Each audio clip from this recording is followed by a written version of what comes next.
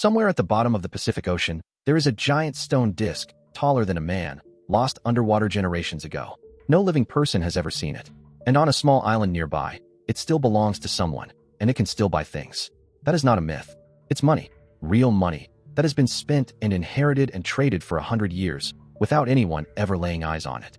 A disk of stone as wide as a car and heavier than a truck. A 400-kilometer voyage by canoe just to make a single coin. Money so huge it can't be moved, so it simply never does. It just changes owner in the memory of an entire island. And a stranger who arrived by ship and, in a way, started printing it. Keep that stone at the bottom of the sea in your mind, because we're going to come back to it. And when we do, you're going to realize something uncomfortable. This isn't a story about a strange little island.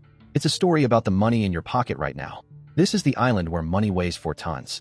Here's what this channel does. It takes the strangest money story you've ever heard and shows you it was really about you all along. If that's your kind of history, subscribe now and come with me to the middle of the Pacific. Let's start with the island. Yap is a tiny place in the Western Pacific, part of Micronesia, a few thousand people, closer to the Philippines than to Hawaii. And for centuries, the people of Yap have used the strangest currency human beings have ever invented. They call it rai. Rai are stone discs, carved circles of pale crystalline limestone, with a hole cut through the middle. They come in every size. The small ones fit in your hand. The great ones stand 12 feet across, half a meter thick, and weigh around 4 tons, as much as a pickup truck. They lean against houses and line the village paths like the wheels of some enormous cart, quietly being some of the most valuable objects on the island. But here's the first twist. There is no stone like this anywhere on Yap. The limestone doesn't exist there. Every single one of these coins had to be quarried on another island, Palau, nearly 400 kilometers across open ocean. And there were no cargo ships. Men sailed that distance in canoes and on bamboo rafts, cut the stone by hand with tools of shell and coral, and hauled it home across the sea. That is an insane amount of effort for money. And that effort is not a flaw in the system.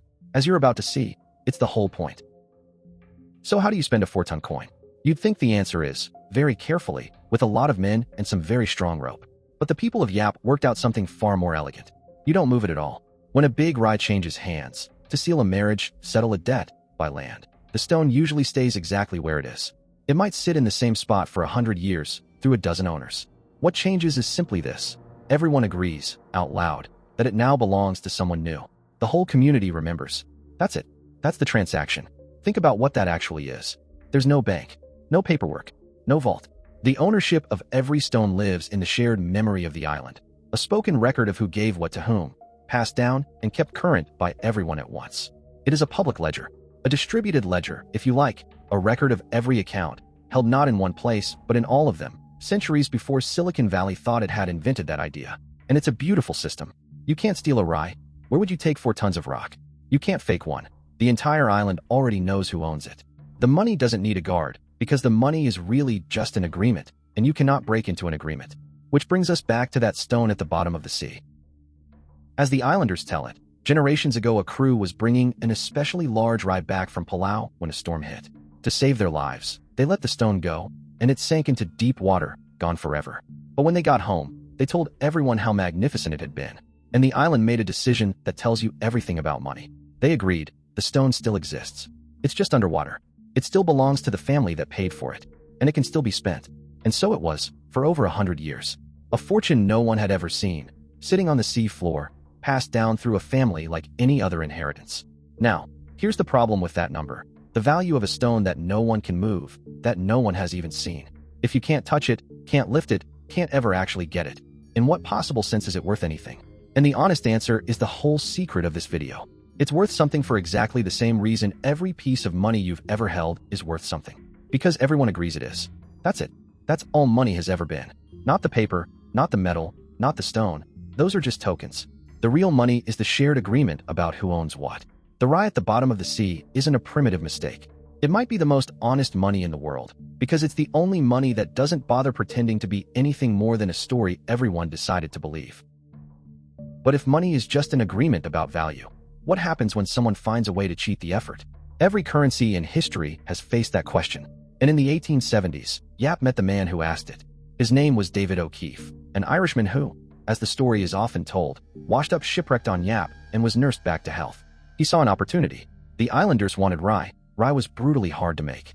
So O'Keefe sailed them to Palau on his ships and handed them iron tools and dynamite from the modern world. Suddenly, Stones that once took months of danger could be cut in a fraction of the time.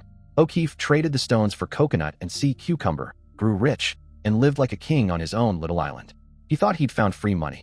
He was about to get a lesson in economics from people with no banks at all, because the Yapese were not fools.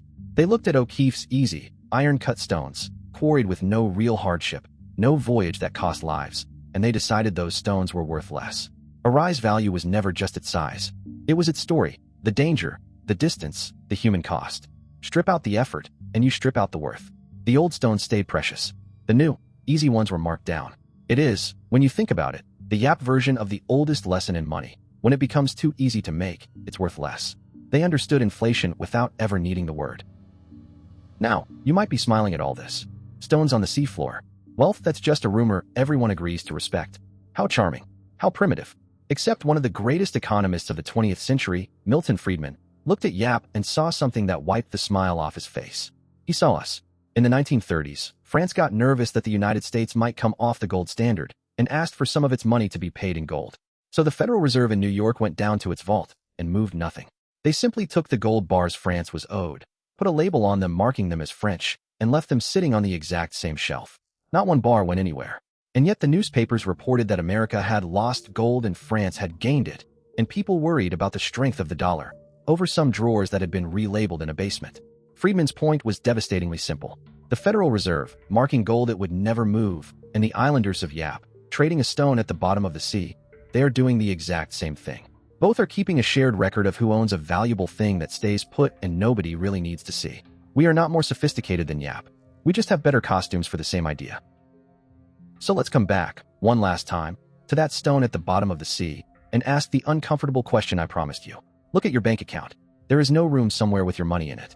No pile of coins with your name on it. No vault you could walk into and touch. Your balance is a number in a ledger. Today, a record kept by a computer. It is a story a machine tells about you, and it only works because everyone agrees to believe it. You have never seen your money. You are trusting the memory of the system that it's there, which, if you think about it, is exactly what a family on Yap did for 100 years with a stone they could never reach. That's the pattern this whole channel keeps circling back to. Money is never really the thing. Not the gold, not the paper, not the stone. Money is the memory, a shared agreement about who is owed what, written down somewhere we all trust. Change what we trust, stone, metal, paper, a line of code, and the substance changes, but the magic is always the same. And it lasts exactly as long as we all keep agreeing to remember it. Because here's the flip side of that beautiful, fragile idea. If money is only a shared story, what happens when a country tells that story wrong? If you think a 4-ton stone is strange, wait until you hear about the place where the price of a loaf of bread doubled every 15 hours, until the money wasn't worth the paper it was printed on. That story is already here on the channel. Go watch it next. This is Paper Empires. Subscribe, and I'll see you there.